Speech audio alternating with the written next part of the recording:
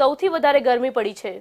હવામાન વિભાગની આગાહીને પગલે જૂનાગઢ શહેર અને જિલ્લામાં હીટ વેવની અસર જોવા મળી રહી છે। ત્યારે જૂનાગઢ શહેરમાં 44.1 ડિગ્રી તાપમાન સાથે સિઝનની સૌથી વધારે ગરમી પડી રહી છે। ત્યારે જૂનાગઢ કૃષિ યુનિવર્સિટી ખાતે આવેલ હવામાન સેલના અધિકારી ધીમંત વઘાસિયા દ્વારા ઇન્ડિયા ન્યૂઝ સાથેની ખાસ વાતચીતમાં જણાવવામાં આવ્યું હતું કે આવનારા દિવસોમાં હજુ પણ ગરમીનો પારો સતત ઊંચો જવાની પૂરી સંભાવનાઓ રહેલી છે। માત્ર જૂનાગઢ શહેર કે જિલ્લો જ નહીં પરંતુ ઉત્તર ગુજરાત અને સૌરાષ્ટ્રને પણ આ હીટ વેવનો સામનો કરવો પડશે, કારણ કે આવનારા દિવસોમાં અમુક જગ્યાએ 45 ડિગ્રી કરતાં પણ વધારે તાપમાન ઊંચું જવાની સંભાવનાઓ રહેલી છે।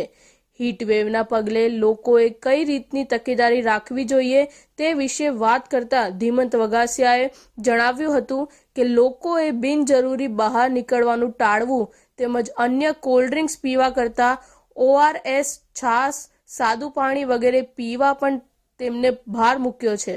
તો બીજી તરફ હીટ વેવના પગલે હાલ ખેતીના શાકભાજી સહિતના પાકોને પણ આની અસર થતી હોવાથી આવા પાકોને સવારના તથા સાંજના સમયે હળવું પિયત કરવાની સાથે જો ખેડૂતો પાસે કુંવારા પદ્ધતિ હોય તો એ પદ્ધતિ દ્વારા પોતાના ખેતરમાં રહેલા પાકોને પાણી પૂરું પાડવું જોઈએ અને એ રીતે હીટ વેવથી ખેતી પાકોને બચાવવા જોઈએ। હીટ વેવ બાદ આગામી દિવસોમાં પશ્ચિમ બંગાળની ખાડીમાં સર્જાનારા લો પ્રેશરના કારણે ગુજરાત અને મહારાષ્ટ્ર વાવાઝોડાની સંભવિત અસર આગાહીને લઈને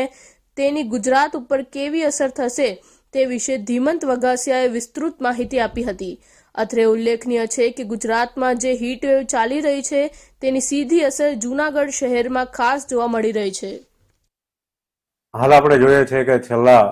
2 થી 3 દિવસથી જે ઉષ્ણ લહેર જે હીટ વેવની સંભાવનાઓ હતી એ મુજબ જ જે તાપમાન છે આપને 44 ડિગ્રી અને મોટાભાગનો એવો વિસ્તાર હતો કે જ્યાં તાપમાન 45 ડિગ્રી આસપાસ પણ નોંધાયેલ છે। તો આ જે ઉષ્ણ લહેર છે એ હજી આગામી અઠવાડિયા સુધી પણ રહેવા પામશે અને હજી જે તાપમાન છે એ 43 ડિગ્રી સેન્ટીગ્રેડ અને 44 ડિગ્રી સેન્ટીગ્રેડ અને અમુક 1-2 પોકેટ એવા હશે કે જ્યાં 45 ડિગ્રી સેન્ટીગ્રેડ પણ તાપમાન નોંધાવાની શક્યતાઓ રહેલી છે। એટલે ગુજરાત અને સૌરાષ્ટ્રમાં ખાસ કરીને જોઈએ તો ઉત્તર ગુજરાતના ભાગો છે અને મધ્ય ગુજરાતના ભાગો છે તો આ ભાગોમાં હજી પણ તાપમાન છે ઊંચું રહેવા પામશે, જ્યારે સૌરાષ્ટ્રમાં આગામી 2 દિવસ સુધી જે તાપમાન છે એ હાલ જે તાપમાન છે 43 થી 44 ડિગ્રી સેન્ટીગ્રેડ જોવા મળશે। ત્યારબાદ ફરીથી જે તાપમાન છે એમાં 1 થી 2 ડિગ્રીનો વધારો થતાં તાપમાન ફરીથી ઊંચું જશે અને તાપમાન છે 45 ડિગ્રી સેન્ટીગ્રેડ